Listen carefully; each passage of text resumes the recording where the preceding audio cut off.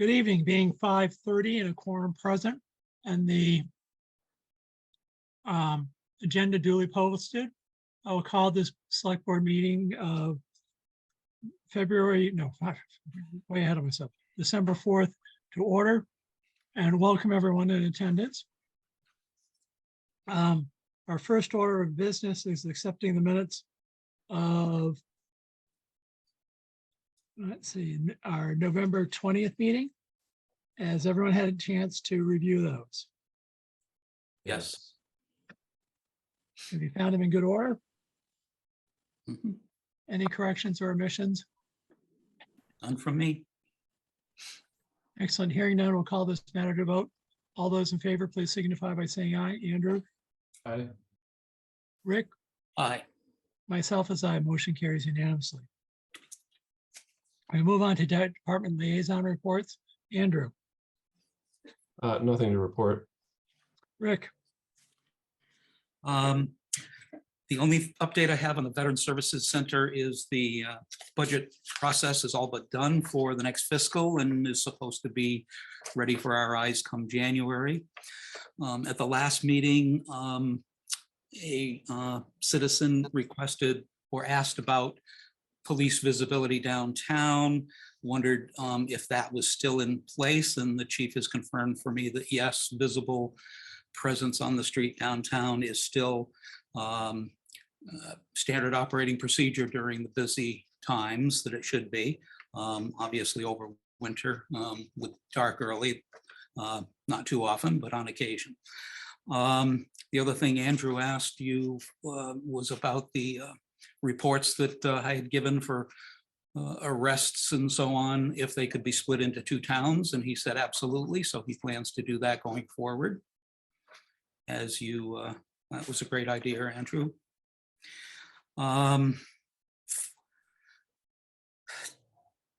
As far as the town hall goes, I did have a meeting with Terry and Angel regarding the tax title properties. We did go over a delinquency report as well, and just because it's interesting, I think the fiscal year that ended, fiscal year 2023 that ended last June, we still have 39 people outstanding with past due. Demand notices have been sent to the tune of $57,500. As you know, when we set a budget, that's based on these revenues, and it makes has the potential to make it tight for meeting our obligations when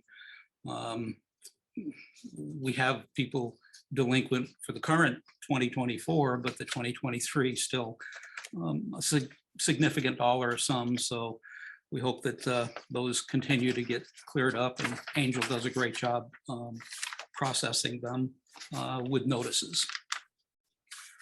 With regard to the tax title, we went over them in depth and got a better understanding about the designation between land court and judgments and availability to sell. And the bottom line is the availability to sell after the judgment that it becomes a town-owned property is 12 months of basically a waiting grace period to give the property, the former property holder, an opportunity to contest before it can actually be sold. And so what we're down to is about 4 that would be available to sell, and they're not significant enough to warrant an auction. Based on all the others in the pipeline, I think there's 12 that are either through land court in or about to enter, looking like sometime maybe next September before we could consider having an auction of some of these town-owned properties where there would be more. The advisor of the auctioneer or the advice of the auctioneer was to not do them one at a time, but to group them in a batch and do them all at one time. One of the things, Andrew, specifically since you were kind of spearheading the affordable housing with the Habitat for Humanity, I did have a meeting with her about the properties, and she sent me a copy of the email that she had sent you back last February. And I think it might be prudent, since you're kind of taking the lead on this, possibly if you might want to look into some of the requirements that they asked for. They gave us a preliminary interest in the Main Street and the Mechanic Street properties. But the conditions would end up with a pretty significant amount of expense to comply with the things that they would require before they'd consider taking them. And I guess it's a matter of how much would we be willing to spend of town money to meet the requirements on past due tax taken properties in order to turn around and give them away for free to the Habitat for Humanity. So I think that might bear some more attention going forward. But that's all I have.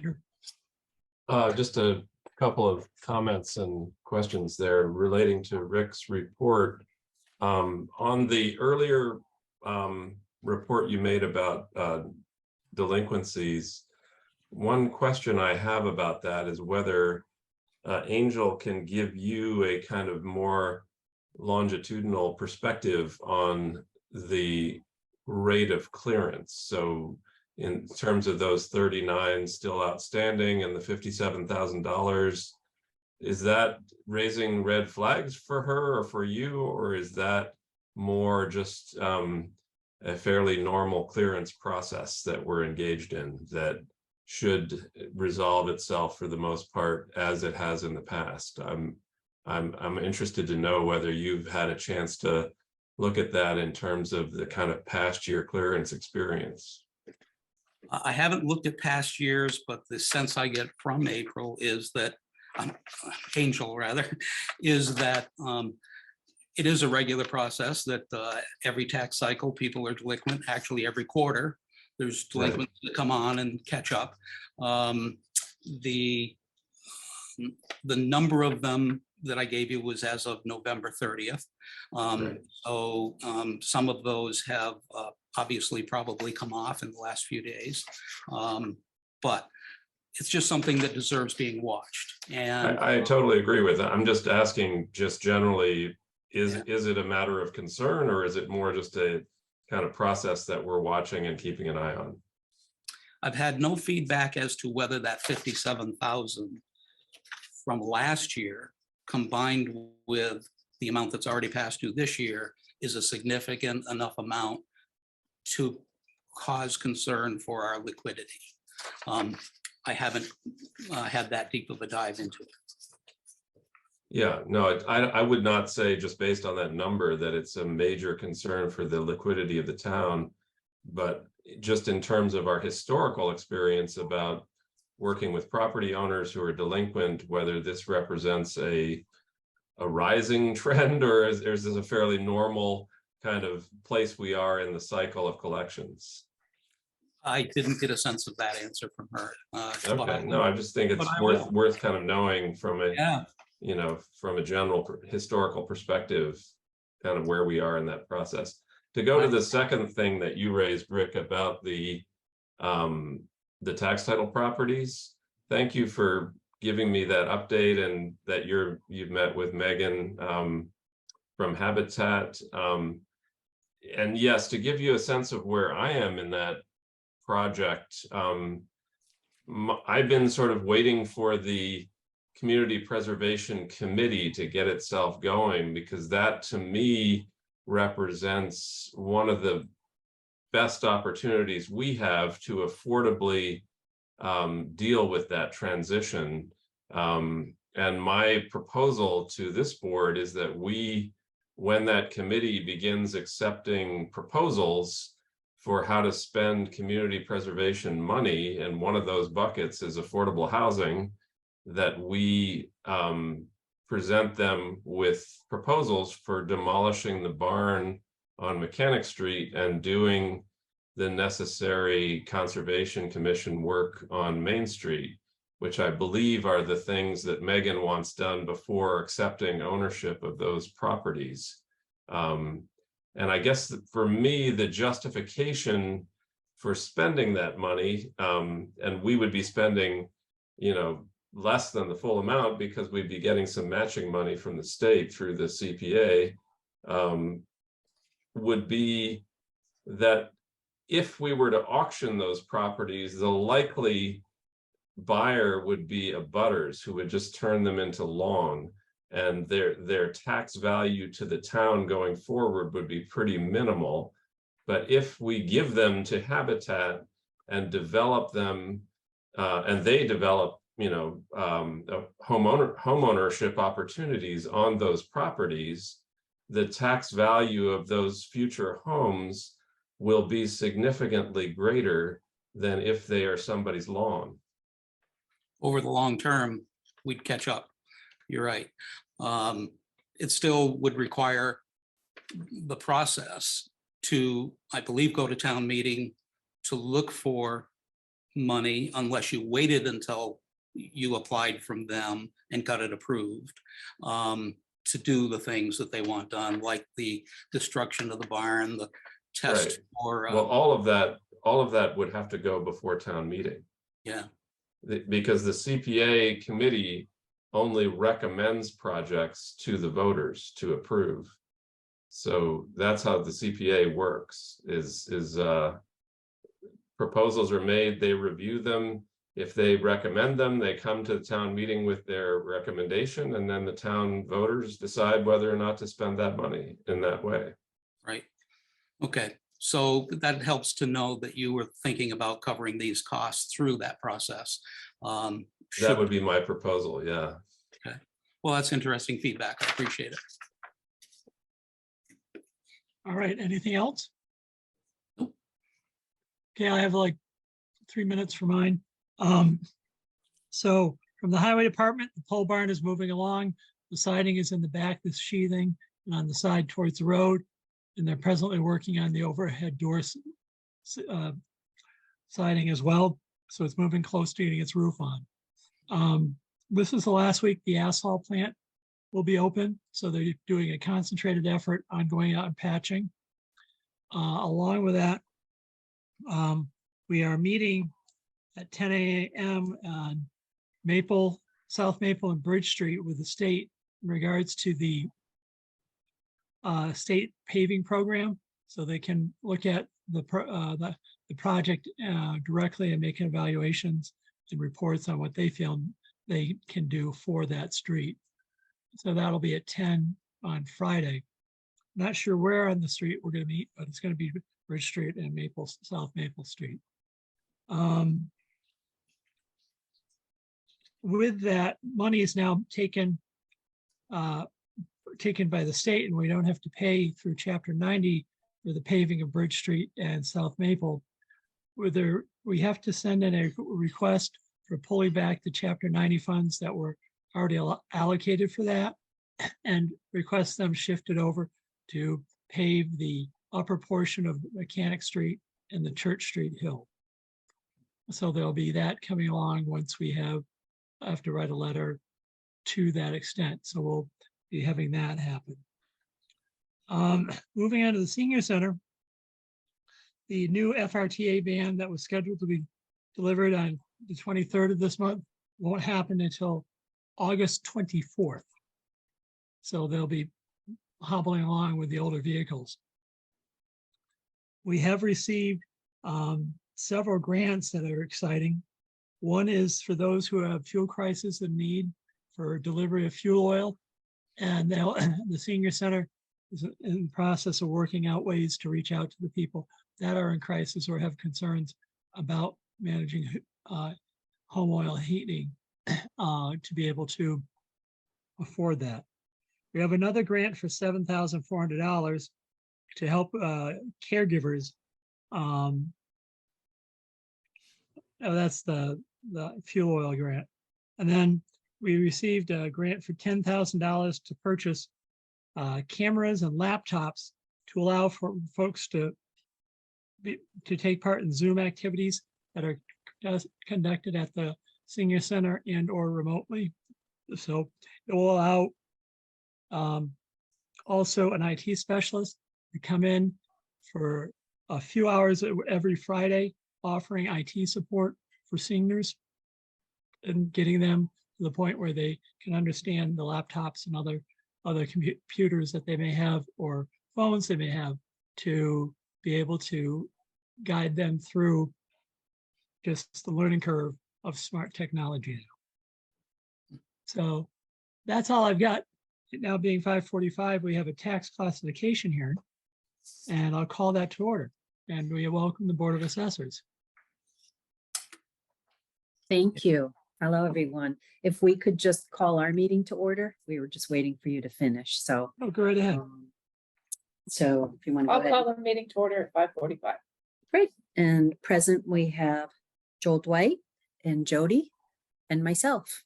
So good evening. I did send a summary. I know it was a bit late to arrive with your normal packet, but I hope that you all received the tax classification hearing summary that I sent. I'm just going to go over it, and if you have any questions at all, please feel free to interrupt and ask.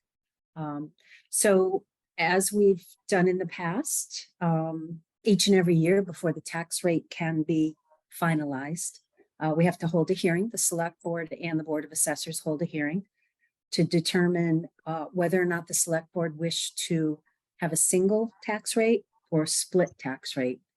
And as I indicated, a split tax rate would simply mean that the Select Board would decide to have a tax rate that takes the burden off of the residential parcels, that being single family, two family, mobile homes, condos, anything that denotes a residential use, and putting more of the burden, depending on the shift, to the commercial, industrial, and personal property accounts.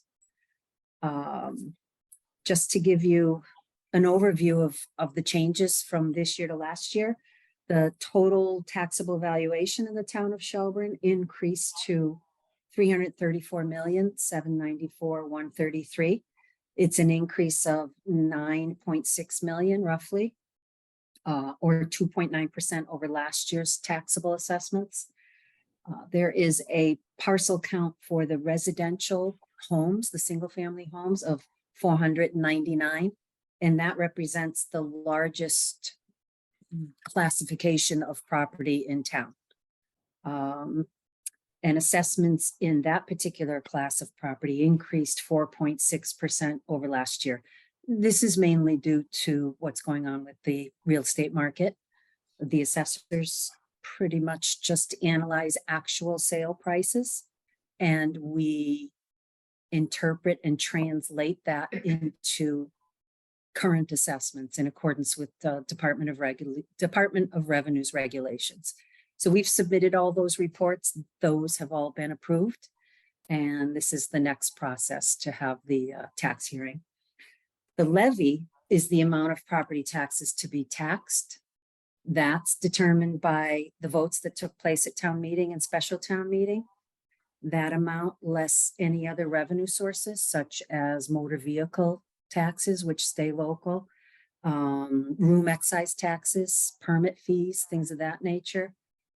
That gives us the levy. So the total amount the town raised and appropriated from taxation at town meetings, less the amount of money coming in from state aid and other revenue sources, equals the total amount that needs to be taxed. That levy raised $4,358 over last year. So very, very insignificant in terms of holding the taxes down. So we move on to the split rate. The second page shows a chart that indicates the selectmen's options. If you follow the first line, it's a shift of 1, meaning reading all the way across, the residential SP is the shared percentage. So roughly of the taxable valuation, 77.89% is in the residential category, 8.7 in the commercial, 3.4 in industrial, and personal properties 9.8. If you were to choose a no shift, it's actually a shift of 1, That would equal a single tax rate of $13.27 across the board for all classes. That represents a decrease of 38 cents from last year's tax rate. And again, this is not unusual given that valuations have increased. So the fact that valuations have increased, the town's levy or the spending has stayed relatively the same. We're seeing that in a reduced tax rate. So I'll give you some information on the average tax bills. Again, this is the average tax bill for a single family residence, only what we call the 101. So it's not the multifamilies, it's not two families, it's not condos. It's simply that 499 houses. And the proposed average single family residential tax bill would be estimated at $4,462. That would be using the rate that I just mentioned, the single rate, similar to the shift of 1 that you chose last year, times the average assessment of $336,258. So again, it's an average. Half the people would be paying more, half the people would be paying less, but the average does represent the best we can in terms of giving you an idea of what's happening with the taxes. So that average would actually compute to an increase of $12 over last year's average tax bill. Go on to tell you about the overlay balance. What was that? It's the overlay balance. Overlay? Okay, yes. That's an account that the assessors use for purposes of giving abatements and exemptions.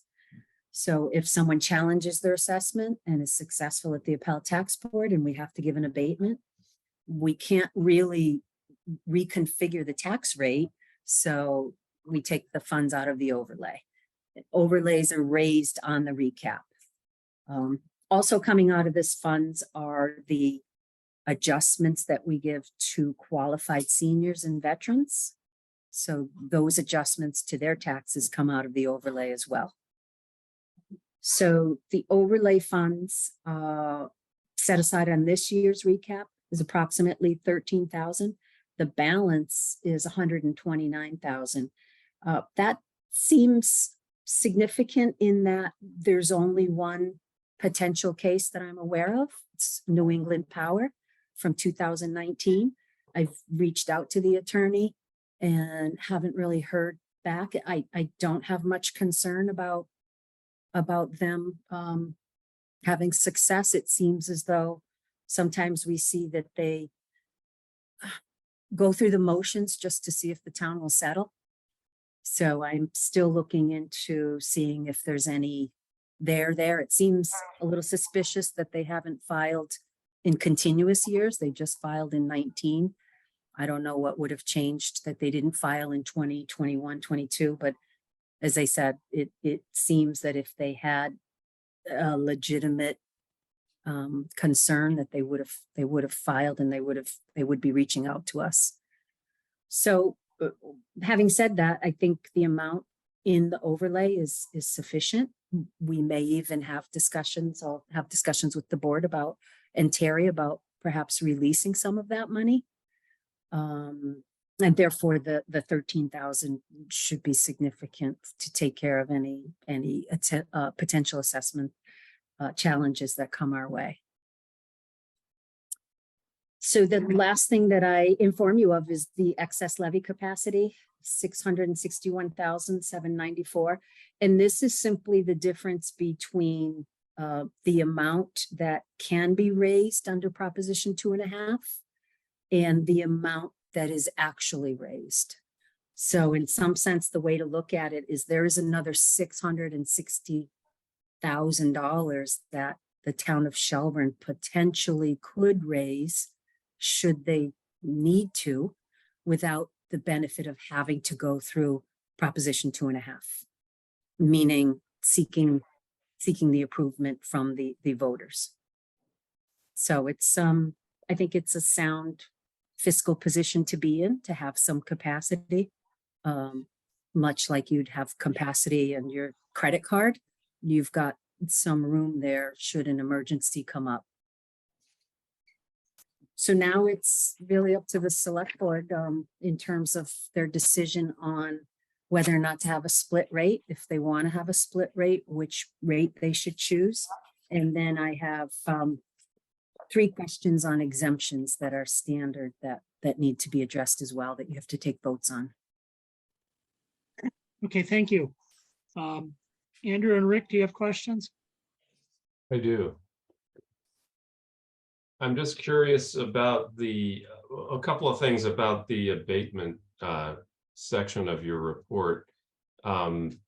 My sort of anecdotal recollection that comes from signing abatement requests as they show up in the biweekly warrant is, we get a handful of those a year, and they're generally in the less than 100 to a few $100s. So it doesn't strike me that we are forking over a lot of money in abatements. Is my perception incorrect, or is there? Would you be, so the abatements that I'm talking about are strictly under the authority of this board. Could you possibly abate? Oh, maybe I'm water talking or about sewer? excise or other kinds of abatements. No, then. excise is us, but maybe water. I'm not sure. Terry, would you be able to? What is it? Could be water abatements sometime, or sewer. I think don't know. the abatements that the select board sign off the most are excise and sewer. Oh, okay. And so You shouldn't be, excise is the assessors, so, and that actually doesn't come out of overlay. It would be So, refunds, I believe, that the select board sign off on. But maybe it's all sewer. I think it might be all Okay. sewer, because we So- do, yeah, we do that. So And what in an average year are you returning to the taxpayers in abatements? Hold on, Andrew, I can certainly we do a 5-year average, so let me get that number for you. While that's happening, our 6 o'clock appointment, we are obviously going to go late on, so I asked from Power Engineering through National Grid Transmission Lines Improvement Project to be patient with us. We have a few more items on this hearing that we must take care of, so we're going to be extending past your 6 o'clock start time.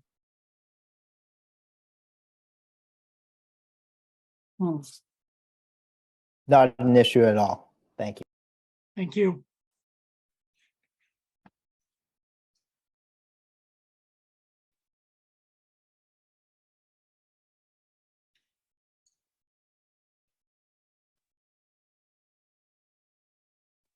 Doesn't look like I actually have. That's That okay. If you want to information get handy? back to me later on that, that's fine. I don't mean to hang you up Yep, there. no, to give you an idea of what that would be, Andrew, those are going to be the annual senior exemptions, veterans, and blind. So to give you an idea, I think we abate roughly 18 or 19 individuals. And it may be a total of around 4,000 to 5,000. So those are the standard every year. And then what's hard to predict is the actual real estate, because we never really know who's going to come in and challenge, and if it's going to be just folks with regular house values, or if it's going to be a larger taxpayer like the hydros or something like that. So that's why the overlay is watched carefully by the assessors, depending on who's challenging and how much exposure we have, what they think the that was more valuation the should be. thrust of my question, was that looking back over, say, the last 5 years, what has been the amount that you've paid back in those kinds of real estate challenges? And you don't need to answer me now if you need to do research on that, but I'd have to do, because I wasn't. That's the number I'm curious about.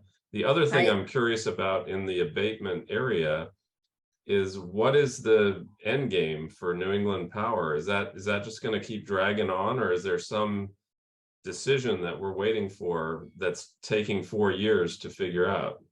No, so how it works is that anybody can challenge their assessment and it comes before the board and the board makes a decision. I would imagine in this case, this was a 2019 matter, that the board denied it. And then they have the opportunity to file with the appellate tax board. Well, they took it to the appellate tax board. I got notified from that court and then they've done nothing since. So I did reach out to their attorneys. As I said, sometimes what we see is that there are tax reps who simply file to kind of hold a place marker to meet the jurisdictional, and then they just want to try to see if the town will settle. Sometimes it might be that they have a legitimate, challenge, that they may have hired a professional appraiser and they're saying, our appraiser is saying that it's only worth X amount. You're assessing it this amount. So it's hard to say, but you're right. There's I been guess a the lot of question I'm nothing. still wondering about is if they filed an appeal, why is it taking 4 years to get an answer on that appeal? Because it's court. Court, it goes slow. It goes very, very slow. And That's pretty slow. it's I mean, really, is it it's just really gonna sit there for another 4 years or what? so I have a choice of pushing it.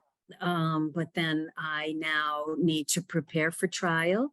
I need to spend town's resources to have an expert. I need to maybe ask and work with an attorney, or I just continue to let it sit. And to me, the longer it sits, especially if I don't feel they have a legitimate case, the better it is for the town.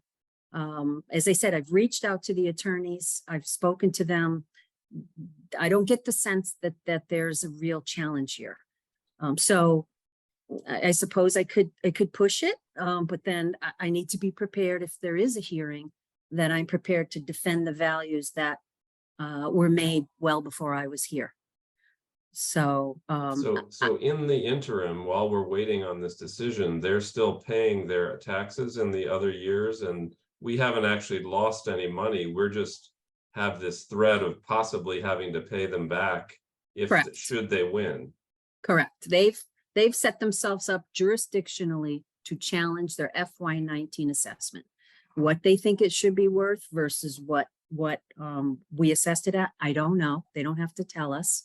That only all comes out after a court hearing.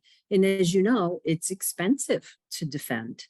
So But in the I'm meantime, just they're trying to get a paying- sense. So in the meantime, they did not challenge 20, they did not challenge 21, 22, Okay. 23. We'll see if they challenge 24. It just Okay. doesn't seem like there's much there. I'm not concerned. I think, you Okay. know, if they were really gung ho on wanting to contest their assessment, they would have filed it for the years after 19. And I would have heard from them, or someone would have heard from them. So I certainly can follow up. What I could do is a motion to dismiss. All that would do, the judge probably wouldn't approve it because they have the right to make their case. All that would do is probably bring it to the forefront. And then we'd have a hearing and I'd have to be prepared. So we can do that. Whatever. If you Yeah. think letting it sit is fine, I'm happy to let it sit. But Yeah, no, in it's, the meantime, to go back to the split rate question, we've never voted in a split rate in my recollection. Is that correct? Correct. I believe so. I don't propose that we start now. I don't disagree with you, Andrew. Rick, do you have questions? No. All right, at this time, is there anybody from the public that would like to speak to regards to a split rate versus a single tax rate?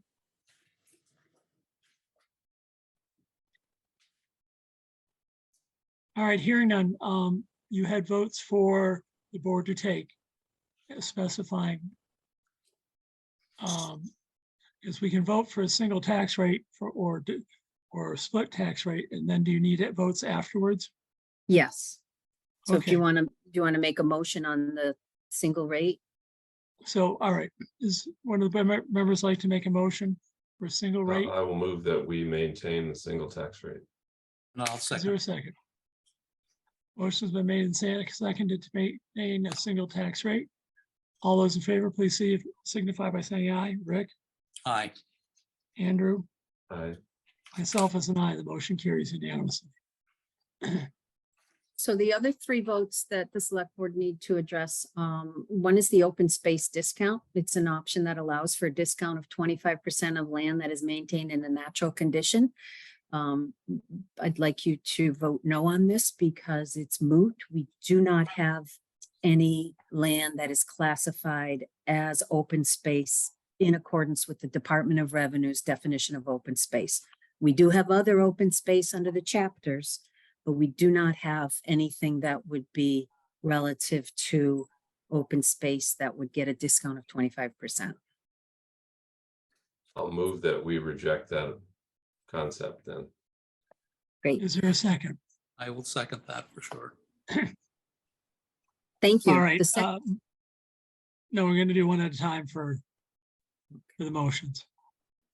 So there's motion made and seconded for not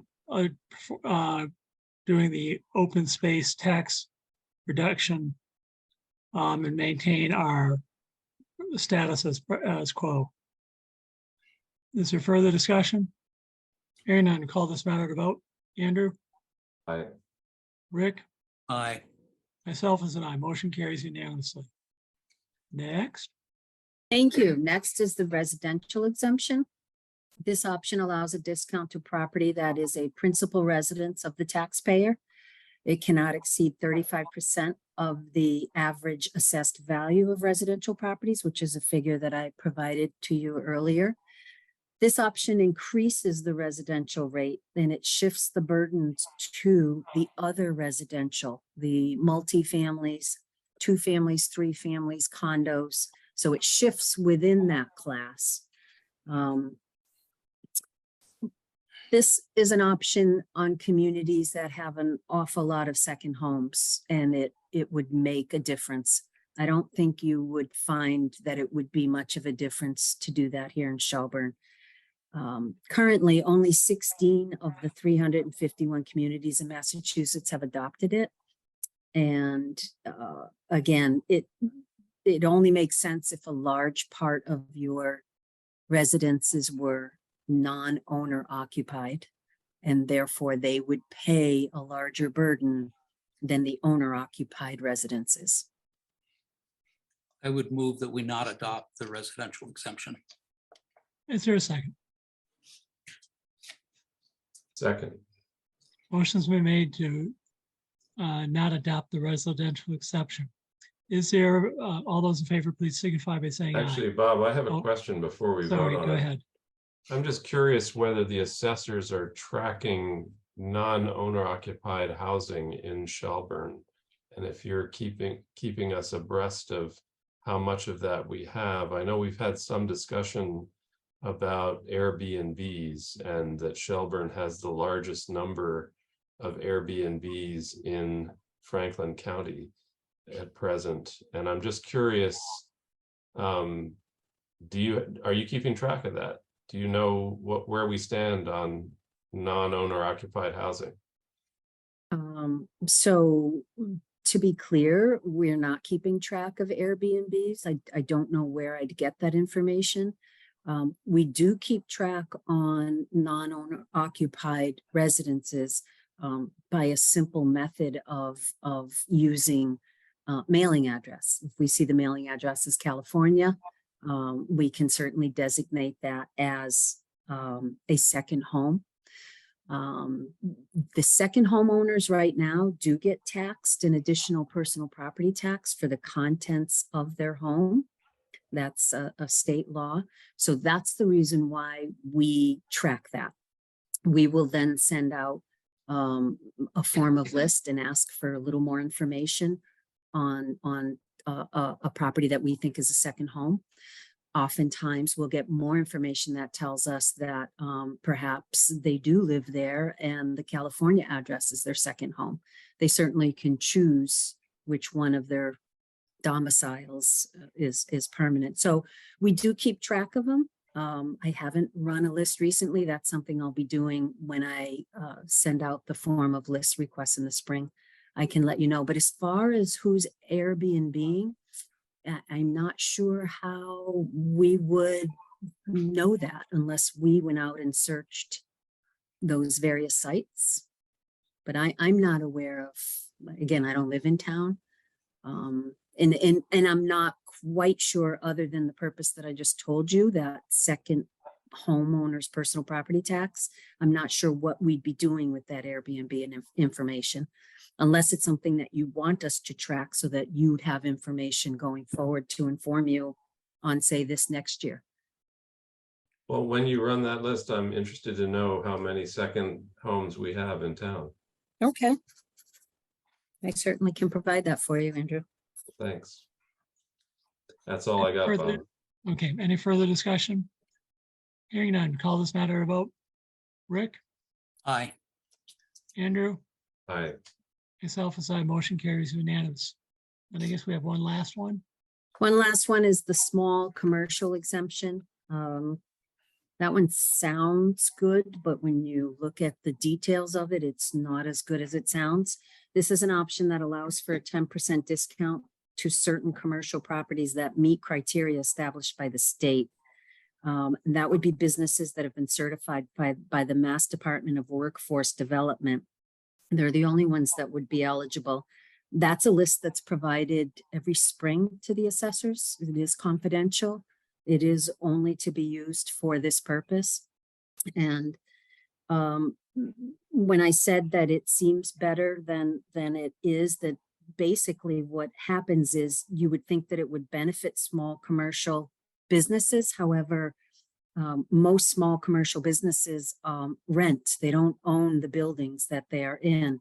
And so this benefit, which would shift from small commercial to large commercial, would benefit the building owner, not necessarily the small business owner. And the building owner does not have to pass that benefit on to the small business owner. So again, if this is something you're interested in, I would suggest that we gather more information to perhaps do next year so that you would make, more of a knowledgeable decision and see how many would be affected by who's on that Mass Department workforce list. And do we have any building or business owners who are requesting this kind of discount? Not that I'm aware of. Okay, because the only ones I can think of are out there on Route 112, like the woodworking shop and the stone cutting shop and the storage place, if they have any employees. I don't know who else would qualify for that sort of thing, but those are the ones that come to mind. Right. And again, I guess we'd have to see if they qualify in accordance with what the state says, if they'd be on that list. I think if it's employees of less than 10, that is one of the criteria. So if you think they meet that, they may very well be on that list. Less than 10 employees? Mm-hmm. Uh-huh. That's considered a small commercial business.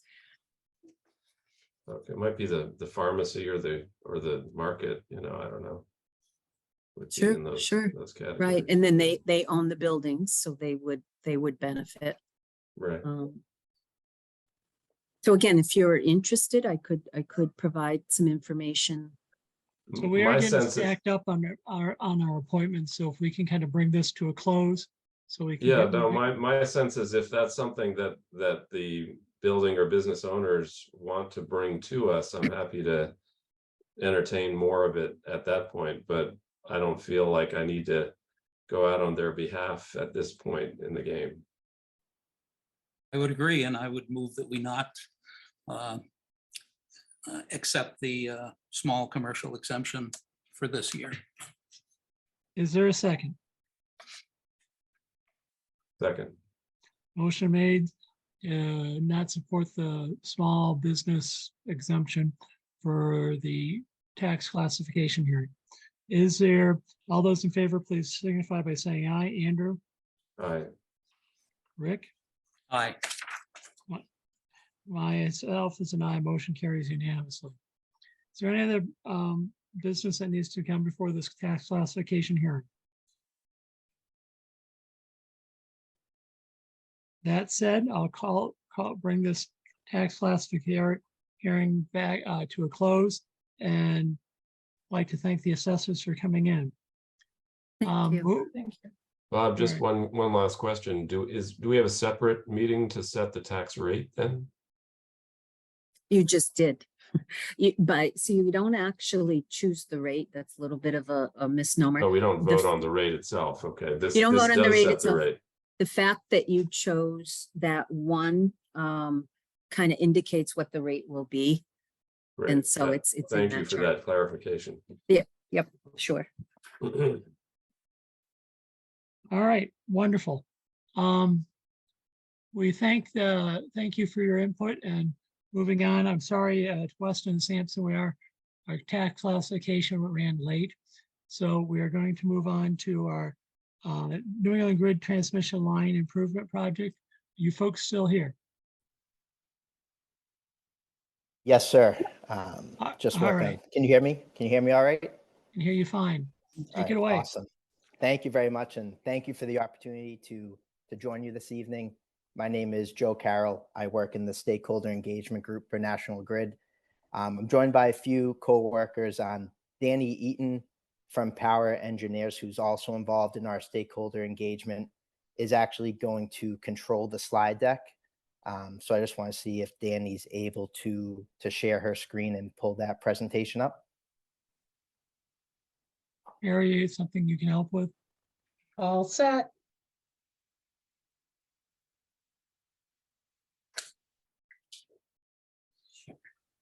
All right.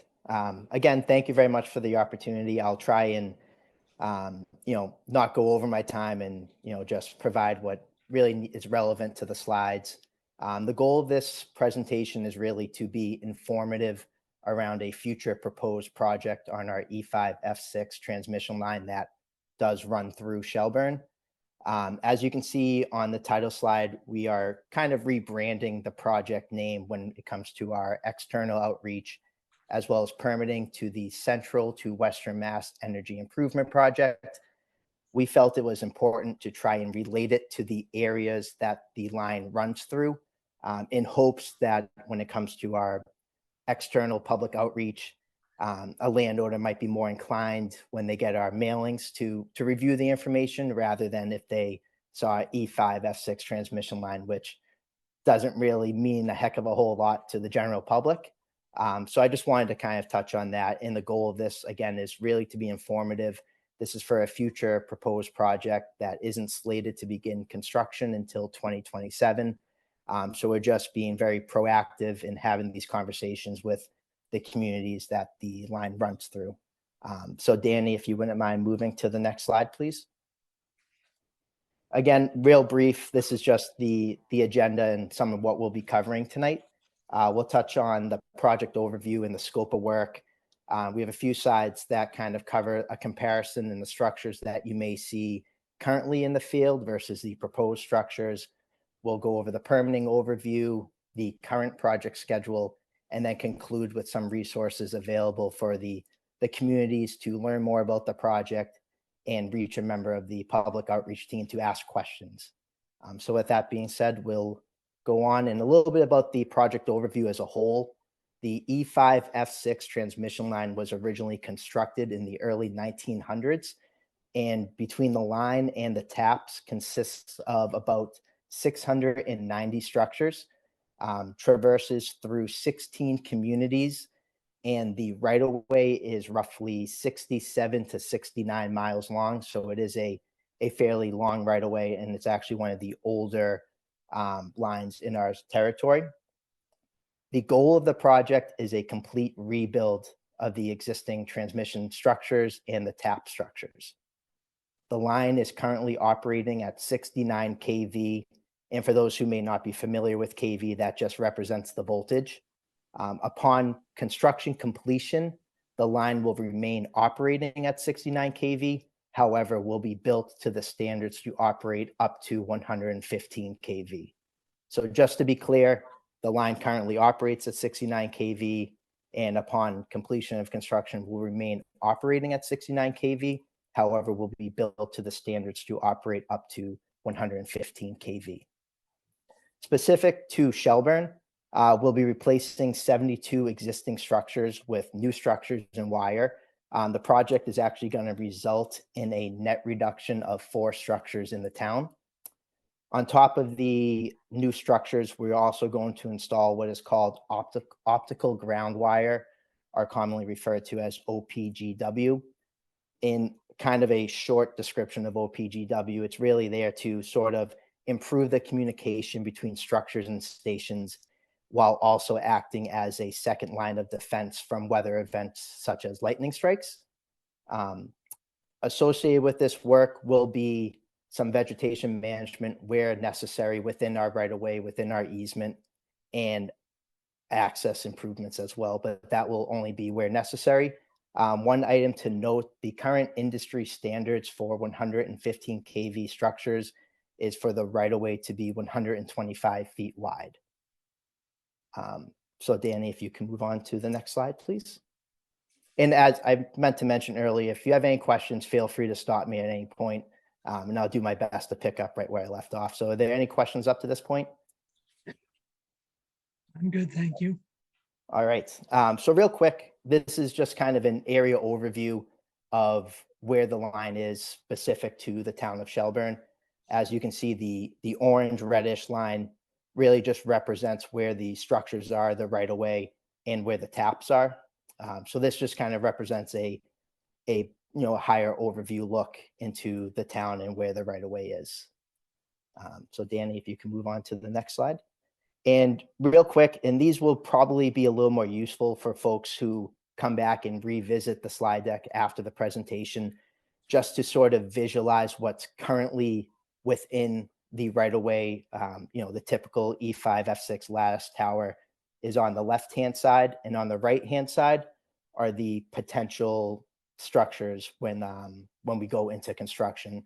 So the next 2 to 3 slides really just are more visual representations, and then we have a few slides that will get into a little bit more information. On the left-hand side is a current example of a wood monopole structure. And the right, again, is just another example of a structure. And on the next slide, we have one more visual representation. On the left-hand side is just an example of a structure that may be visible in the right-of-way now. And on the right-hand side, just more examples of what you may see when construction is complete. So here we have another example to kind of dive into a little bit more of the structure comparison. One item I want to note at the beginning, I know that it's a little tough to see, but the structure on the far right-hand side is not related to this project. This is just a structure that in this particular area shares the right-of-way. So it's not related to this project, so we won't be doing any work with that. In looking at this structure, it really just represents where they are located in the right-of-way compared to the edge of the right-of-way.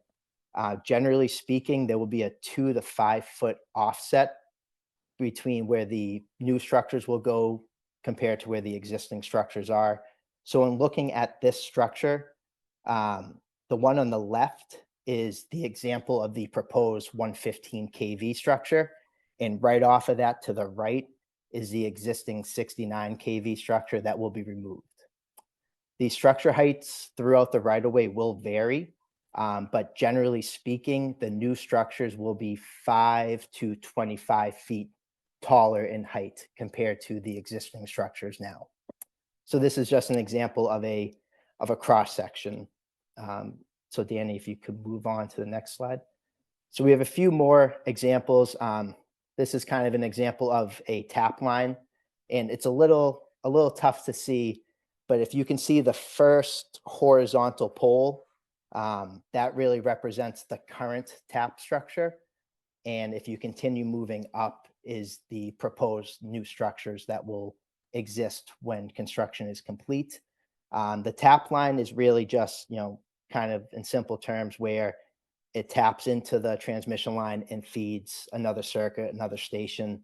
On the tap portions, those structures will be roughly 15 to 30 feet taller in height compared to what is existing in the tap at this point in time. And this is, again, just another example to try and, visualize structures throughout the right of way. On the left-hand side is an existing lattice structure that will be removed. And the right-hand side is the proposed structure in this area. So just to sort of visualize where they are within the right of way. Again, there will be, generally speaking, a change in structure height.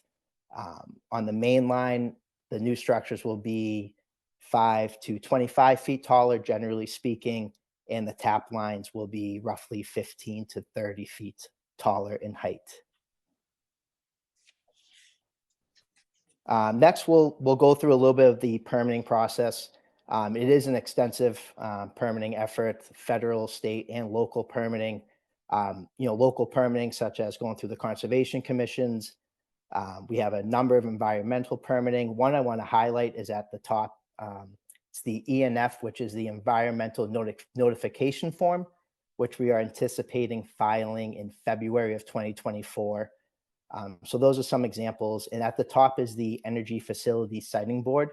And I want to highlight one bullet on this, and it's that it presents the opportunity for municipal and abutter participation.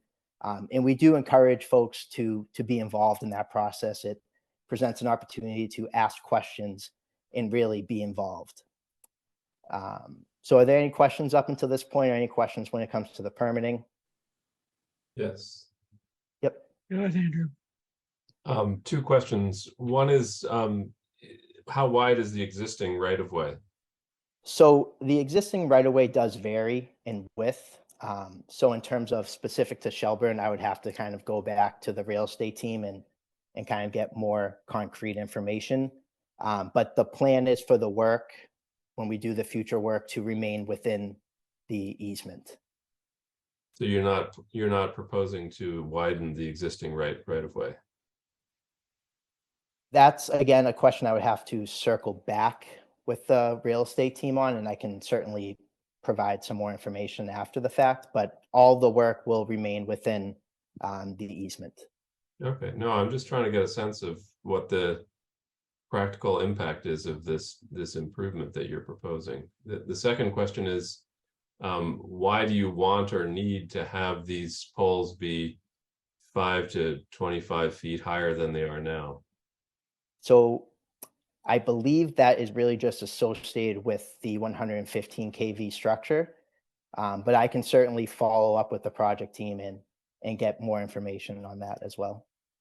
I mean, those are the 2 things that are likely to have the most visual impact on, where the cut is going across the ridge right now, right?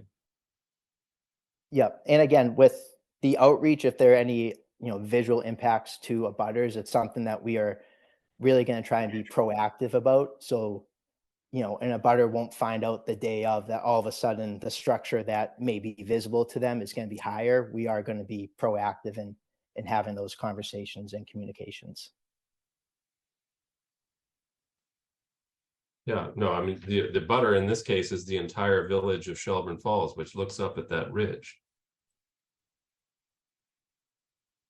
Right. So yeah, so we can definitely be proactive in our communication and information around that. Great. Are there any other questions up to this point? Are you done? We have a few more slides, just a few more. I'll try and move along quick. Again, this is just kind of the tentative project schedule. Again, the dates are really subject to change, or can be subject to change, but a few things we want to highlight.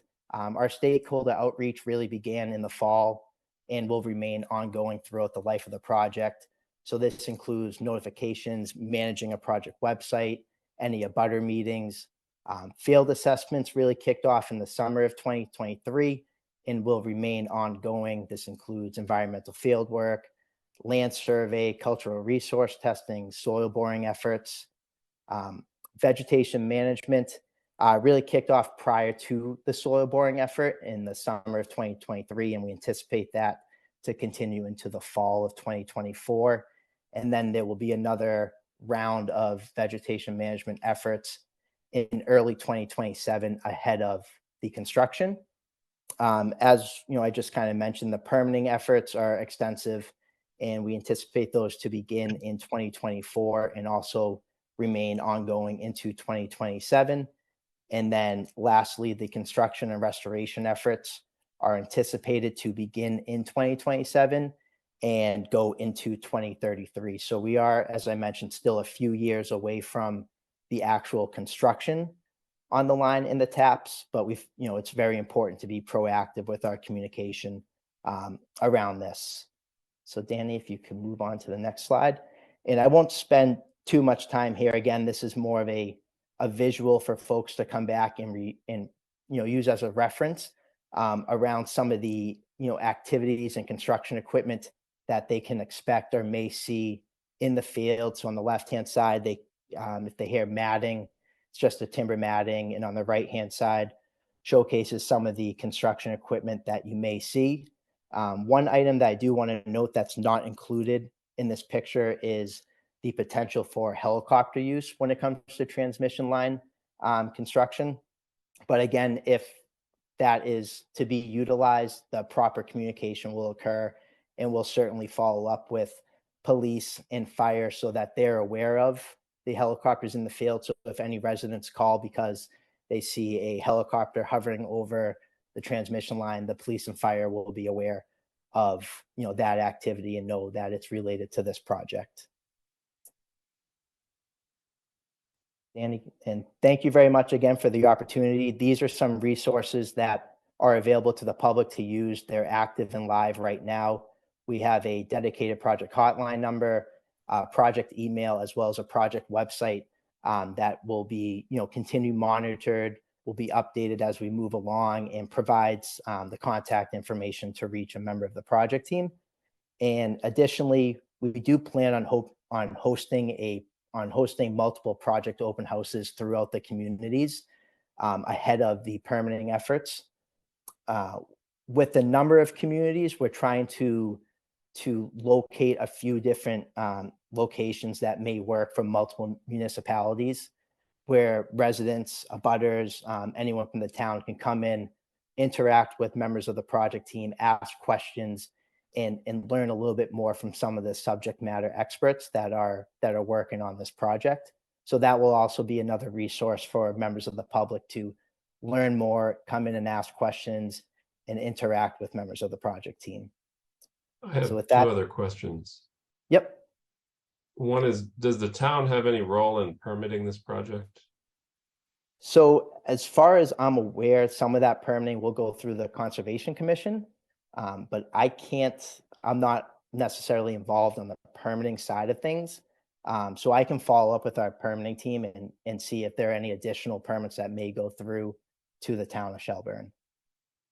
And the other question is, does this project, I mean, it sounds like it will update and modernize equipment, but isn't going to change the capacity in terms of the amount of power you're pushing through these lines. Will this project increase the utility's ability to add renewable energy, say, to the grid? Yes, so that is part of the benefit of increasing to the 115 kV standards. It's moving forward towards the clean energy future and provides value in that. I know there's a few other members from the project team, Kalima or Benoit. I'm not sure if you would be able to speak more to that, or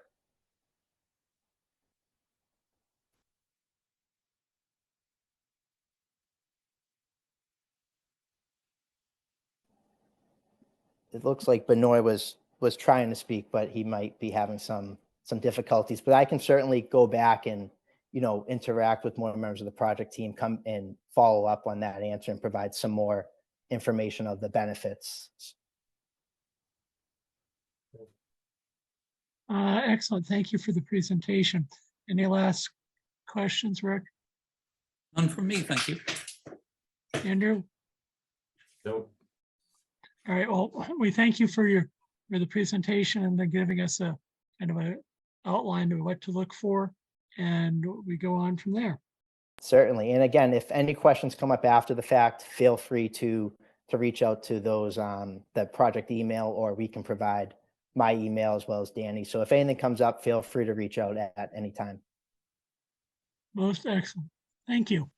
Thank you very much. Next, we have Weston and Sampson Engineering Project for MVP Action Grant. Thank you for your patience for the meeting being late, or the appointment being late. So take it away. So I'll just take a quick moment to thank everybody for their participation in this whole process. We started it, believe it or not, just a little bit less than a year ago. And I want to thank especially the select board for your support in helping us get this go through so quickly. Terry, for all the work that you've done to help us. Even it's been a little, it means a lot to all of us.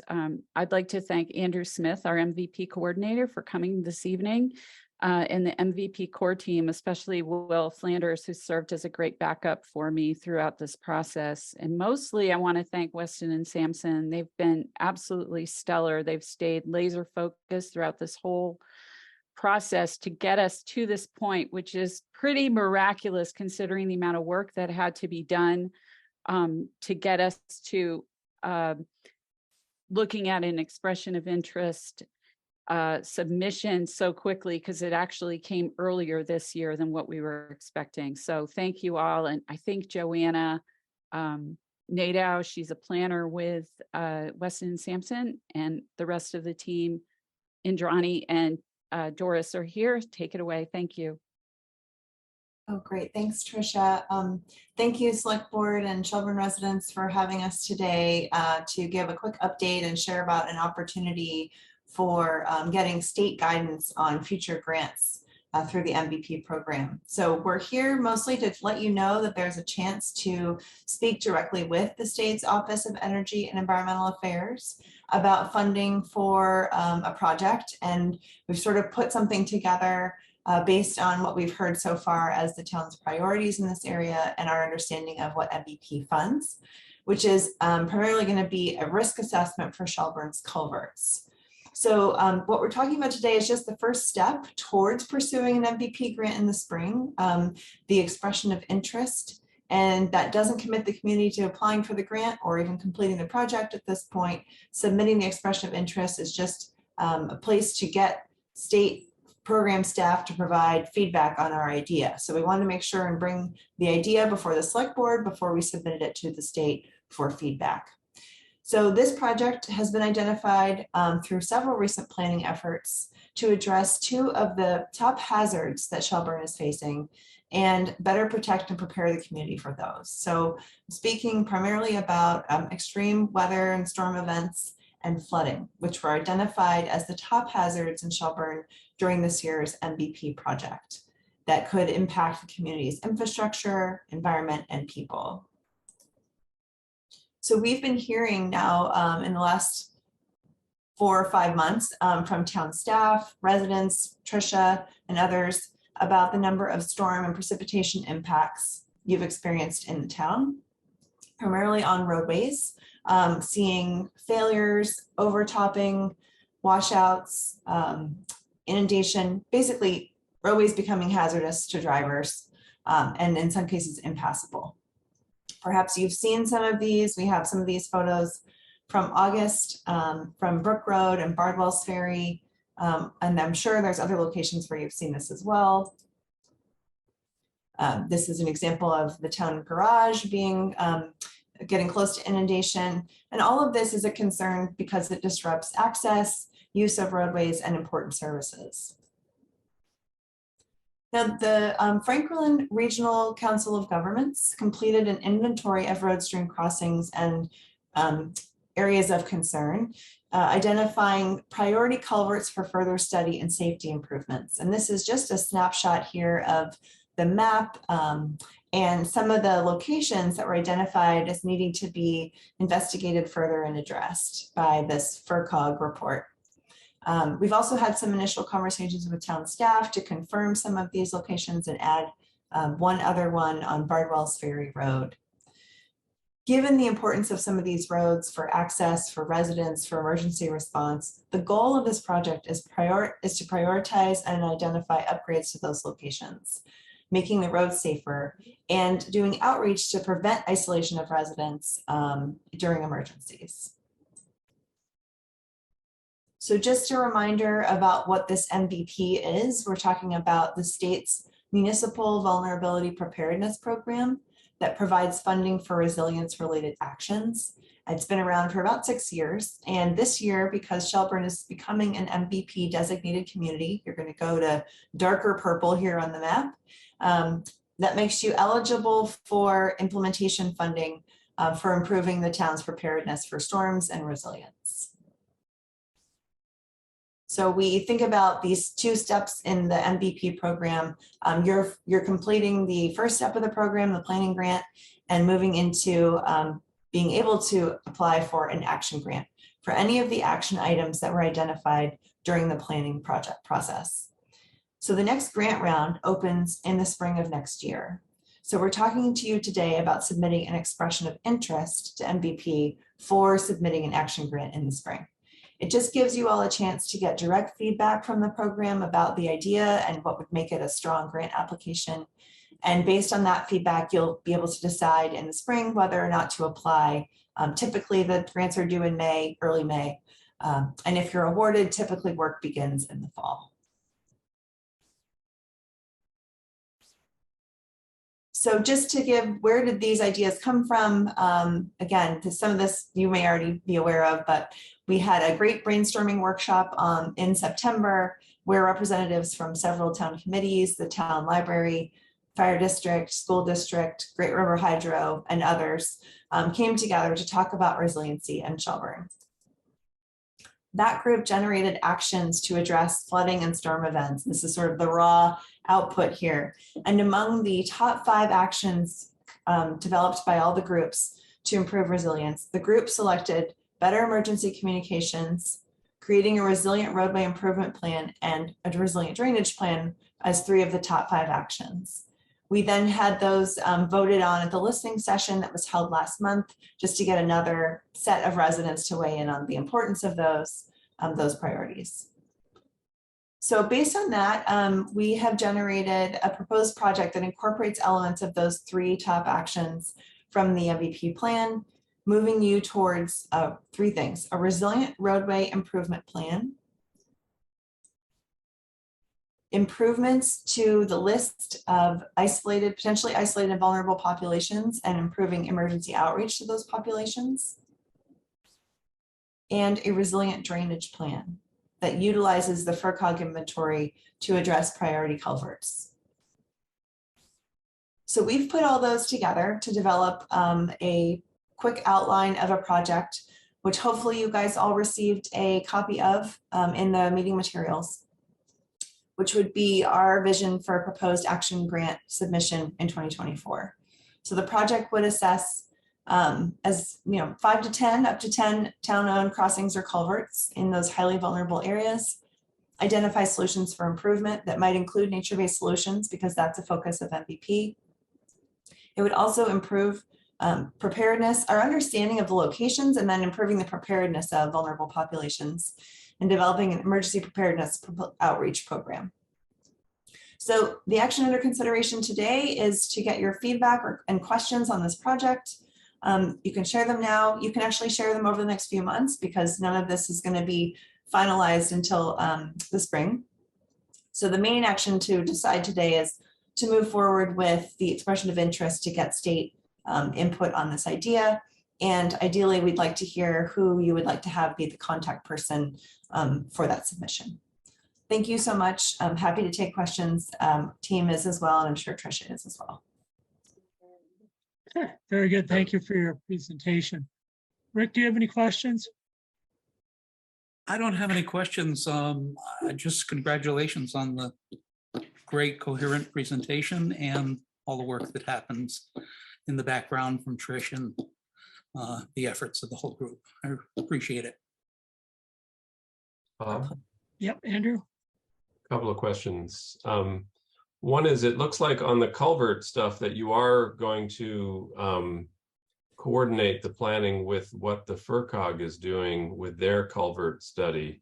And I'm just curious whether you are doing a similar kind of coordination or cross-referencing with our highway superintendent regarding the resilient pavements to connect it with what I hope is his pavement management plan. We have talked about having a kind of 10-year or longer pavement management plan for, you know, creating a rational schedule for upgrading and repairing and renovating our roads as they deteriorate.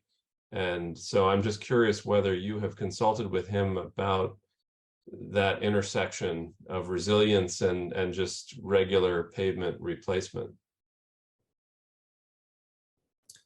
I'm wondering if Tricia wants to weigh in. I know she's been talking to him about this a lot.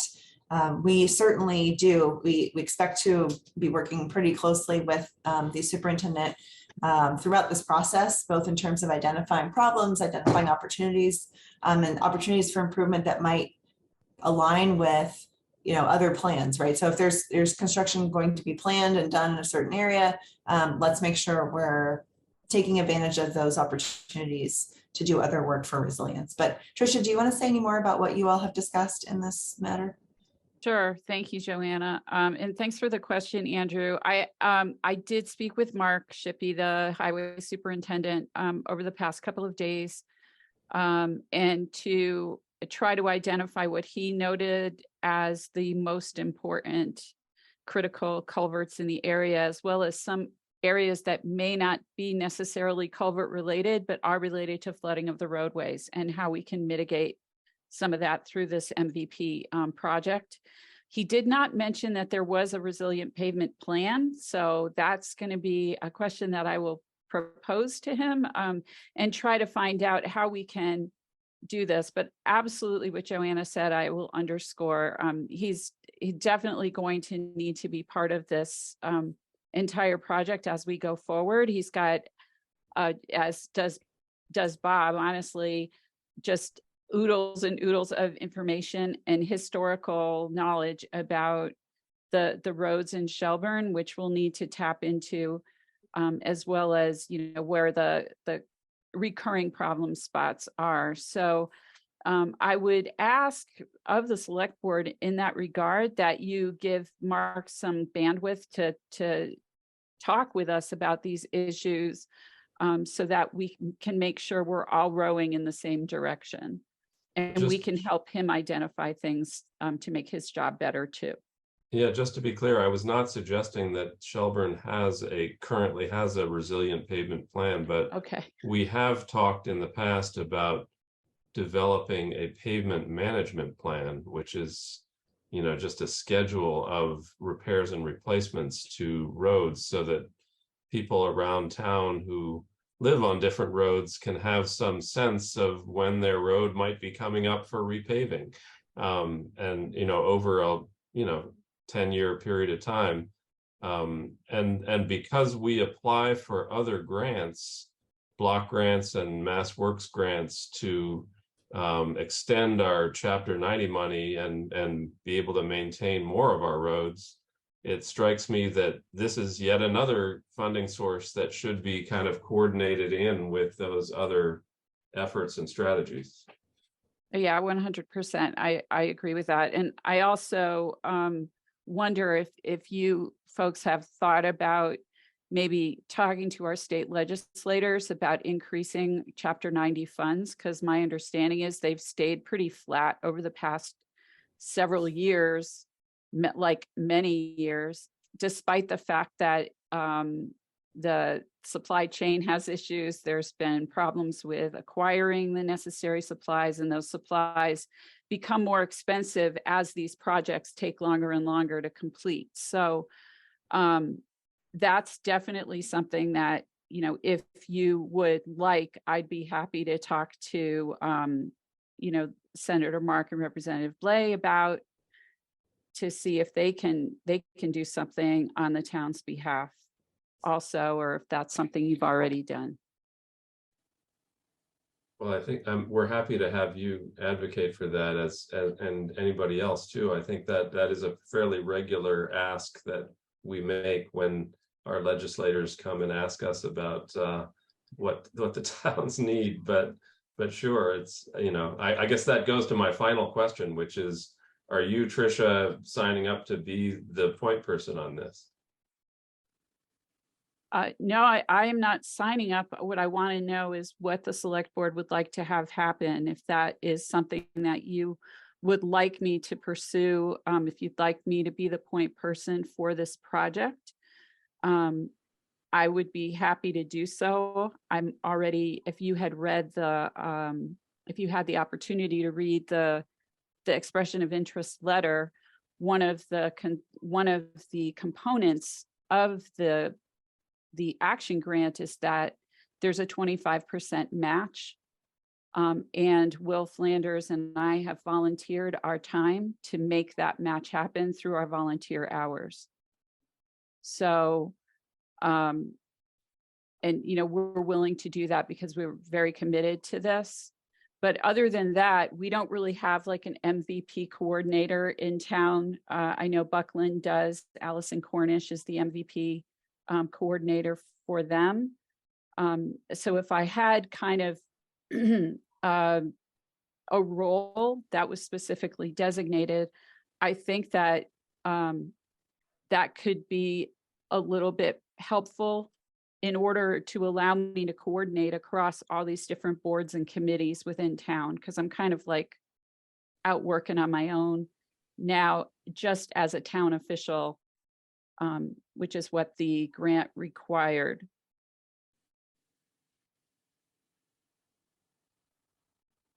Does that answer your question, Andrew? Sort of. I mean, so did we appoint Tricia to be MVP coordinator? What exactly have we done, and what do we need to do to keep the project moving forward? Maybe Terry can help us with that. What's our next step here?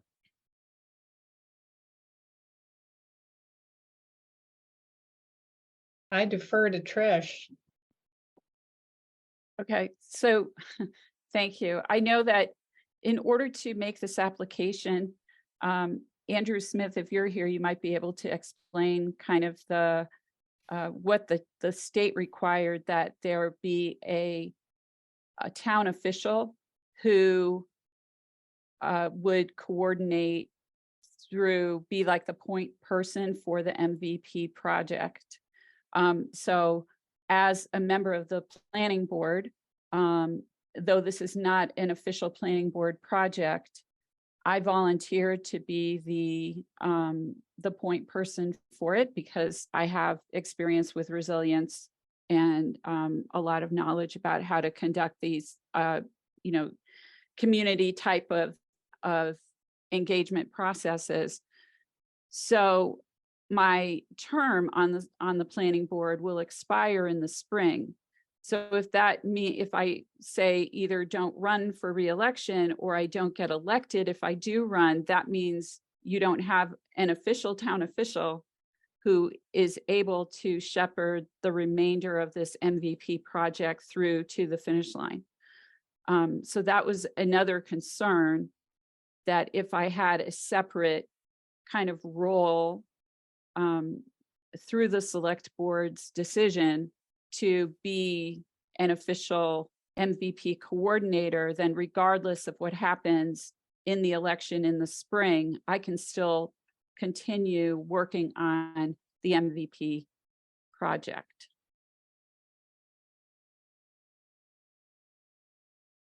Rick, do you have any thoughts? Yeah, I think that's a great idea. There's no one in town I know of any more capable for this role. And I would think supporting a motion to designate Tricia as the town's designated MVP coordinator makes total sense. Are you All making right. that motion? Shall I? I'll Sure. second it if you are. Done. All right, seconded. All right, there's been a motion made and seconded to appoint Tricia as our MVP coordinator. Is there further discussion? Hearing none, I'll call this matter to a vote. Andrew, Aye. Rick, Aye. myself as I, motion carries unanimously. And Thank you. if I, in terms of bandwidth, I'm talking with Mark Shippey. He is a resource available, but he's also very busy, so we can't just monopolize his time completely. So we must, he's got a lot of things going on, and he was unable to make this program due to family commitments. Yeah, and I totally understand that. And I'm happy to work with him. I try to give people enough time so they, we can work something out. And if it doesn't work the first meeting, because I know he's got some family concerns happening, we can postpone it and it's not going to impact the project. So thank you for that. And thank you for your support. I appreciate it very, very much. Not a problem. Anything else for this? I'd like to say presentation? one more thing if I could. Sure. I neglected to give a tip of the hat to Will Flanders, who I became fairly familiar with some time on the planning board. Great clear head. I'm so happy Will is involved in it as well. And hats off to you for doing it. Thank you. Excellent. Thank you all for your work on this. It's great to see it moving forward so quickly. Should we, do we take it as a green light from you all that we submit the expression of interest with Tricia's name on it as written to you all? So moved. Second. Yeah, motion made second and appears to have passed. So yeah, you're green Thank you lighted so on much. this. Great. Thank you very much, everybody. Thank you, Select Board. Thank you. Thank you. All right, that concludes our appointments for this evening. We continue on to old business, which says proposed solar array for highway barn, see new business. So that would be under item B. So moving on to, unless there any other old business? Hearing none, moving on. New business, portable bathroom, near visitors information center, your winter rates. Terry, you've got. I had notified each of you individually of the increase of $7 per day for winterization fee. And just wanted to circle back to the board to see whether or not you wanted to continue with the porta potty at the visitors information site, given that it will be a price increase during the winter months.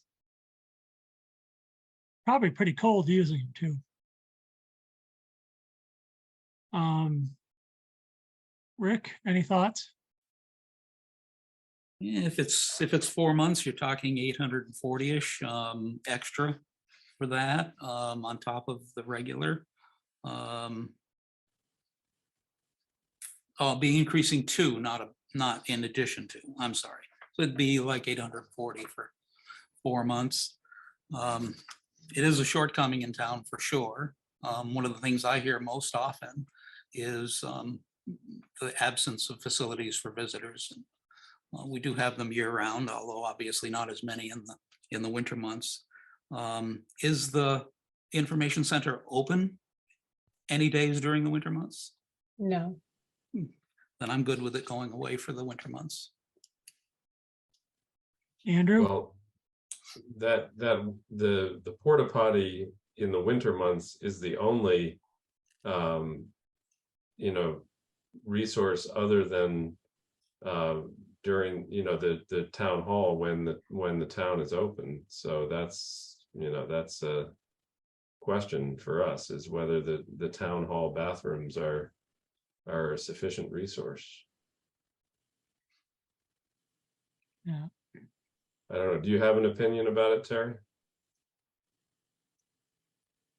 The town hall is open Monday through Friday. I know I have visited other communities where if you patronize a business, you're able to use their restrooms. I don't know. I do think it would be quite cold to use it, but in a pinch, it's there. I just think it's for the amount that it gets used, I just question whether it's a wise use of taxpayer money. So the idea would be to discontinue it for the winter and bring it back in the spring? That's entirely up to the board. The porta potty was put in place during the pandemic when all of our buildings were closed. And it's remained ever since. And if we, I mean, you know, one possibility would be to vote to remove it and then see if anybody notices, you know, and we could vote to reinstate it if there's a sudden upsurge of anxious people who have not found a place to use the bathroom. I'm inclined not to fund it for the winter months. And during that time, I mean, if Greenfield could get porta potties or some form of bathroom facilities located down at the skate park, I believe, that is like a lot of self-cleaning things, and we could explore those options as an alternative for the issue of using facilities while tourists are in the area. So I think that would be my thought. Because there are certainly possibilities as shown by Greenfield, and I would like to be able to explore that component. Well, that is an option. It's a very different option. The Portland Loo, as I understand it, is about $250,000 project over there. Yeah, so that's a lot more than $7 a day. True, but it will be a long-term solution. Yeah. Right. Do we need to vote on suspending it or just a consensus? Vote to suspend would be appreciated. So moved. Is there a second? I would second. The motion is made and seconded to suspend services for the porta potty for the winter months and reevaluation come spring. Is there further discussion? Only that we should keep our ears open to see if there's, you know, people saying that we should have this service. So noted. All those in favor of this motion, please signify by saying aye. Rick? Aye. Andrew? Aye. Myself is aye. Motion passes unanimously. Moving on now to professional service agreement for RFP for solar on pole barn. We have Jeff with us today, and we'll let him to hear from him. Yeah, I don't have too much to say about it. I'm totally supportive of trying to do it, but I need a lot of help on an RFP, so a lot would depend on that. So, but it's great to see the project going along as far as it has. So I'm happy to see that. So, okay, Terry, any thoughts? Just given our working history with the Franklin Regional Council of Governments Procurement Division, I would highly recommend that the board support this proposal. Their services are incredible, and they also hold up anytime we're audited as well. They're very thorough. I took the time to read this document as well thoroughly today, and I'm inclined to support it wholeheartedly. My only question came, where does the fee money come from, the $1,500 that they're charging? Where does that come from? It would probably be taken from the solar line item, the funds that are earmarked for the project. That's what I thought. I just wanted to confirm. Yeah, I have no problem with this at all. All right, Andrew? I support hiring the FERCog to help us with this. Okay, most excellent. Do we have a motion in favor of this or So on moved. the floor? Seconded. Motion's been made and seconded to go with the Franklin Regional Council government for an RFP agreement on the solar barn, solar on the pole barn. Any further discussion? Hearing none, call this matter to a vote. All those in favor, please signify by saying aye. Rick, Aye. Andrew, Aye. myself as an aye, motion passes unanimously. Moving on to budget agreement of West County Emergency Food Pantry. Terry? Linda Overing is presenting an amendment to the contract for the FY 22/23 food pantry services. The bottom line remains the same at 50,000. And you'll note in the matrix in the amendment, it's just a simple shifting of funds. But the bottom line remains the same. Oh, we did this. We did for the FY 21 contract. Oh, okay.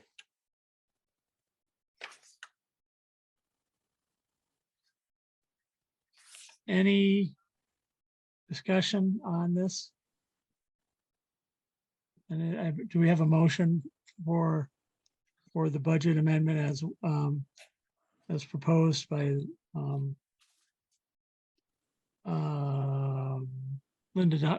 Linda Overling and CDBG 22-23 budget amendment for the food pantry?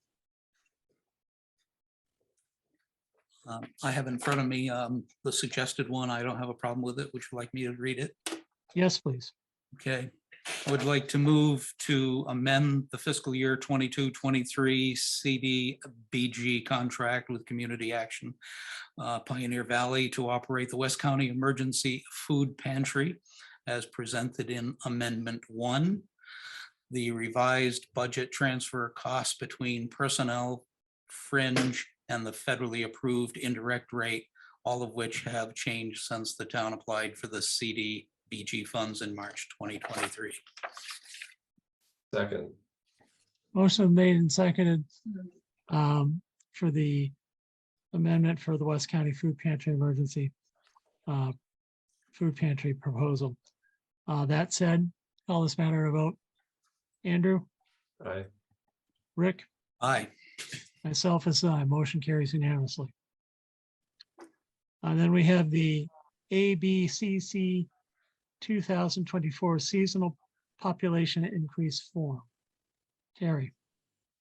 This is a form that the select board vote and sign off on every year, just indicating that our seasonal population doesn't change drastically as of July 10th, 2024. We don't have a lot of influx of summer people coming to their summer homes like the Cape would have. Excellent. Questions? I move that we approve the form. I Is there second. a second? Motion made and seconded to approve the seasonal population increase estimate form as presented. So Thank hearing you. that, call this matter a vote. All those in favor, please signify by saying aye. Myself is aye. Rick? Aye. Andrew? Aye. Motion carries unanimously. Is there any other new business to come before this meeting? Any other business not foreseen 48 hours in advance of this meeting? The next meeting then is December 18th, same time, same channel. And moving on to correspondence. Any correspondence? We have none. Okay, excellent.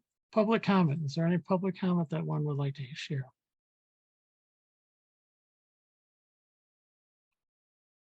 Okay, hearing none, call this, is there a motion to adjourn? So moved. Second. Motion made and second to adjourn. I hear a yay from Rick and a yay from Andrew. So we are now adjourned. All right. And Terry says yay too. Yeah, all right. Thank you all for attending All right. and be safe.